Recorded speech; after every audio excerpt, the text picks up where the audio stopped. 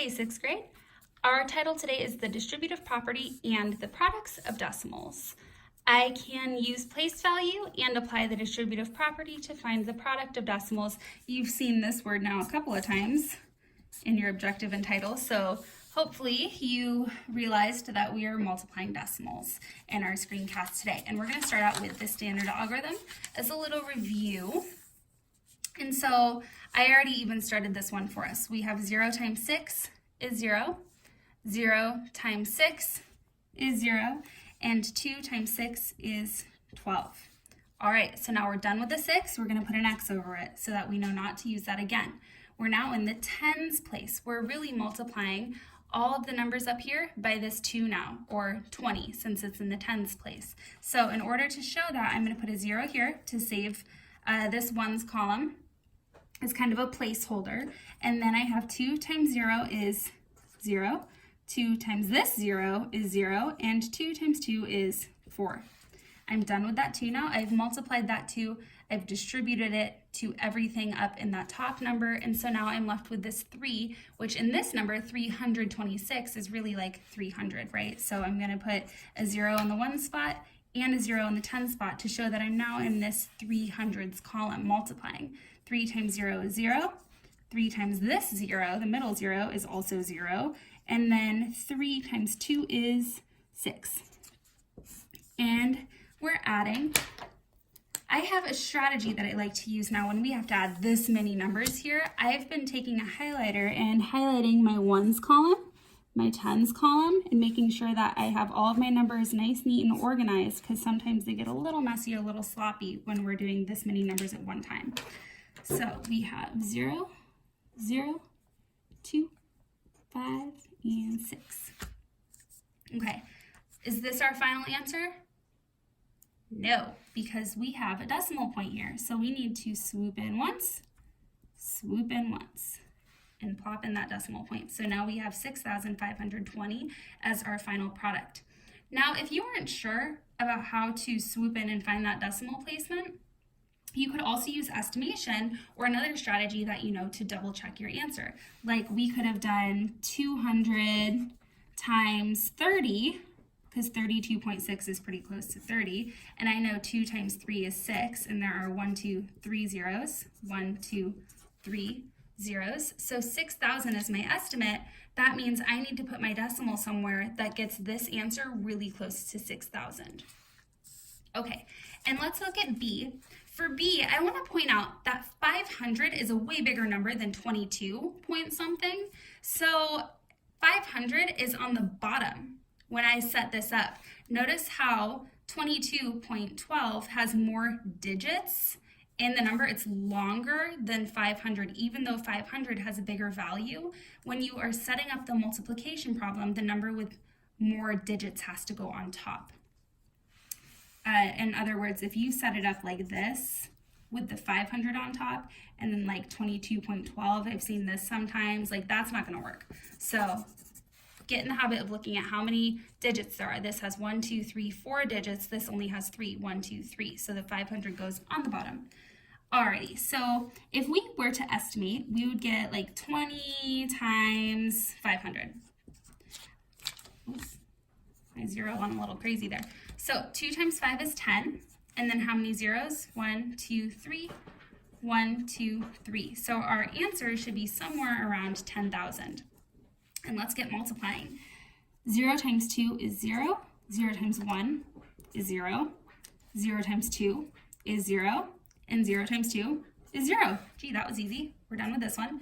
Now we're in the tens place, so I need to put a 0 here to be our placeholder. And now we're multiplying by this 0.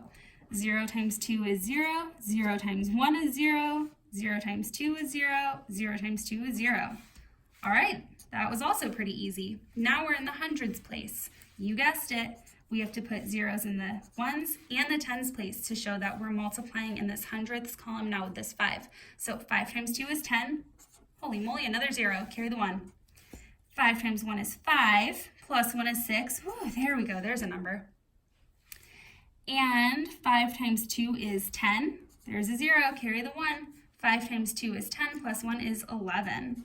So I'm going to use my highlighter as my organization tool because I want to make sure these place value columns are nice and neat.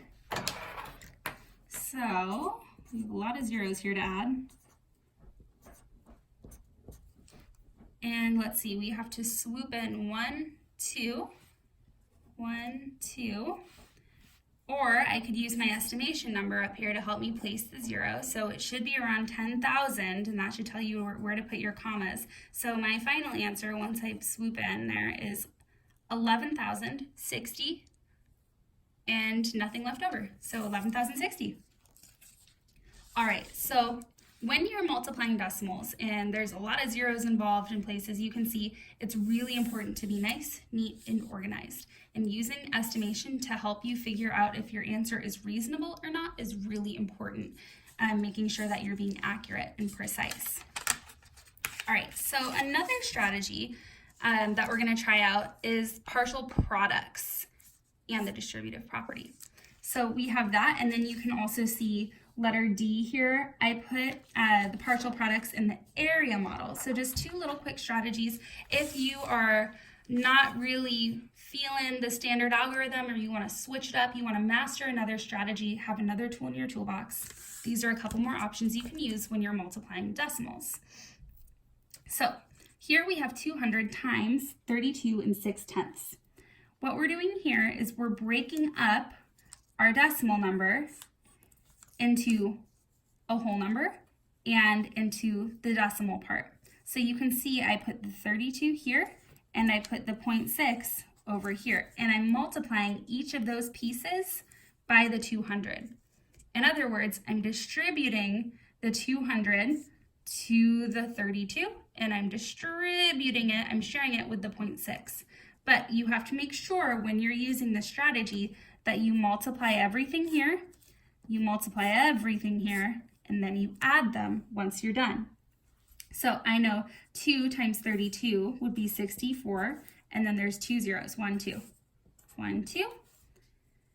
Okay, and then I know that 2 times 6 is 12, and 200 times 0.6 is going to be 120, because that would be like 60% of 200. You could also come over to the side and solve that using an area model or standard algorithm.